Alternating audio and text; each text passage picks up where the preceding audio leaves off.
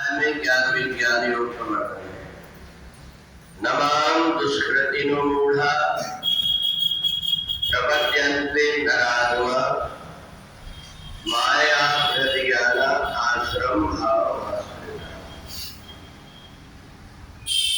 भगवान कहते हैं कि प्रत्येक व्यक्ति के अंदर थोड़ा ना थोड़ा ज्ञान होता है,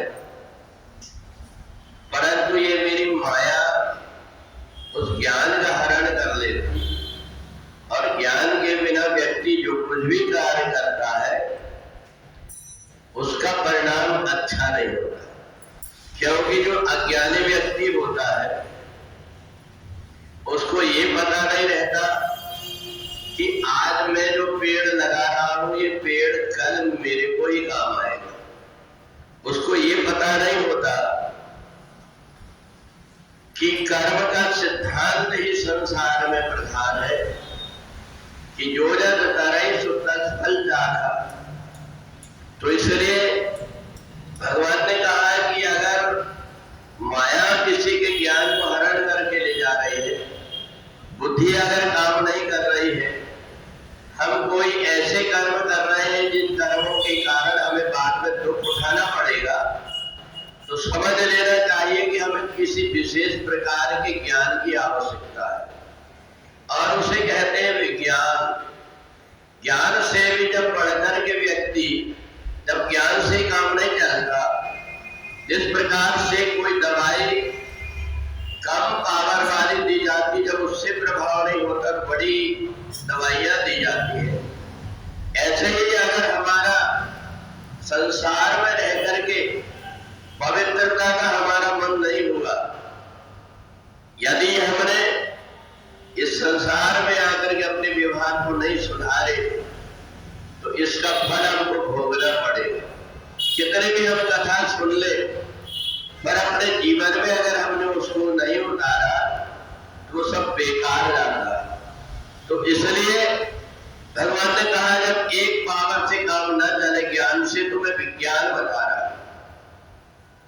ये विज्ञान है कि व्यक्ति को ये पता होना चाहिए कि जो पेड़ में लगा रहा हूं फल उसी का मिलेगा, भले दूसरे लोगों को फल अलग प्रकार का मिलता हो, क्योंकि उन्होंने कर्म दूसरा किया।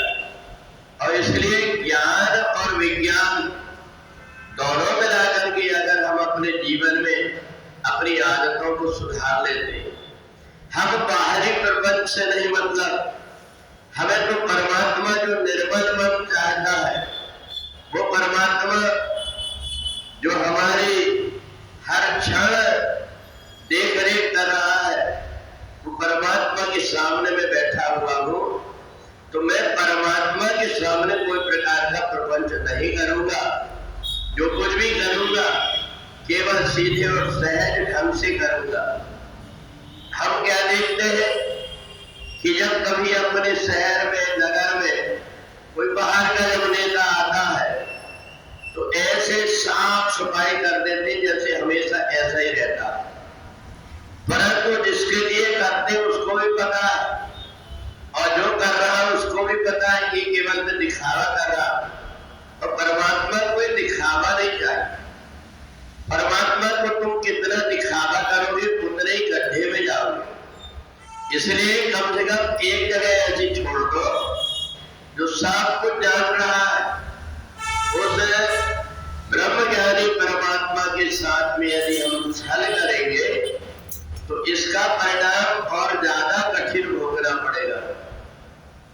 अगर एक व्यक्ति कोई गलती करता है तो उसको सजा मजिस्ट्रेट ढंग से देता है कि अनजाने में हो गई, परंतु एक कानून का जानकार व्यक्ति अगर कोई गलती करता है उसको उसी काम के लिए कठोर सजा दी जाती है कि तुम्हें पता है ये कानून के विरुद्ध है इसलिए तुमने किया है।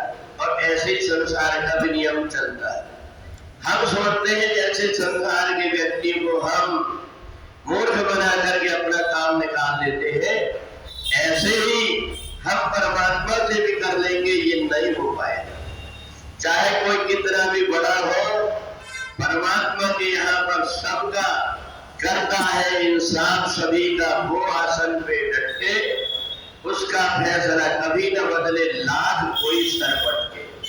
तो इसलिए न तो वहां पर घूस चलती है, न वह अप्रोच चलती है, वहां तो एक कर्म जो किया है उसका एक एक करके फल भोगना पड़ता है।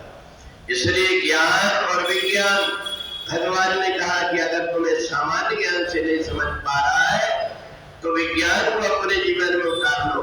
और विज्ञान इस बात को कहता है कि तुम्हारे साथ में एक शक्ति काम कर रही है, तुम जिस प्रकार के कर्म करोगे तुम्हें कोई रोकेगा नहीं, परंतु वो सब प्रकार के कर्म आगे तुम्हें एक एक करके हिसाब चुकाना पड़ेगा। बोले वृंदावन बिहारी लाल की